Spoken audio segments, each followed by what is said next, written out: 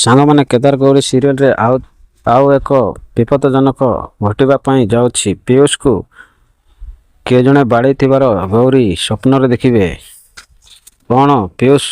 ସେଥିପାଇଁ ପିୟୁଷ କହୁଛନ୍ତି, ହଁ ଦିଦି ତମେ ମନ୍ଦିର ଯାଅ, ଆମେ ବାର୍ଥଡେ ସେଲିବ୍ରେସନ୍ ପାଇଁ ଚନ୍ଦନ ଭାଇ ସହିତ ଯୋଗାଇ ଦେଉଛୁ। ତାପରେ ଗୌରୀ କହୁଛନ୍ତି, ନା ତୁ ଆମ ସହିତ ଯିବୁ, ତାହେଲେ ଯାଇ ମୁଁ ତତେ ନଜର ରଖିପାରିବି। ତାପରେ ଚନ୍ଦନ ହଠାତ୍ କହୁଛନ୍ତି, ପିୟୁଷକୁ କ'ଣ ପାଇଁ ତମେ ନଜର ରଖିପାରିବ?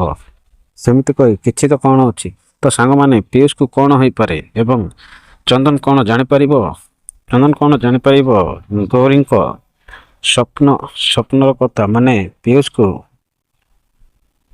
ବିପଦ ଆସୁଛି ବୋଲି କ'ଣ ଜାଣିପାରିବ ଚନ୍ଦନ? ଯଦି ଆପଣମାନେ ପିୟୁଷଙ୍କ ବିପଦ ହଟିଯାଉ ଚାହାନ୍ତି ତାହେଲେ ଚ୍ୟାନେଲକୁ ଗୋଟେ ସବସ୍କ୍ରାଇବ୍ କରି ଅଲ୍ ନୋଟିଫିକେସନକୁ ଅନ୍ କରି ରଖନ୍ତୁ, କାହିଁକିନା ଏମିତି ଭିଡ଼ିଓ ଆପଣଙ୍କୁ এই ୟୁଟ୍ୟୁବ୍ ଚ୍ୟାନେଲ ମାଧ୍ୟମରେ ପାଇପାରିବେ। ଏବଂ ଭିଡ଼ିଓଟି ଭଲ ଲାଗିଥିଲେ ଗୋଟେ ଲାଇକ୍ କରିବେ।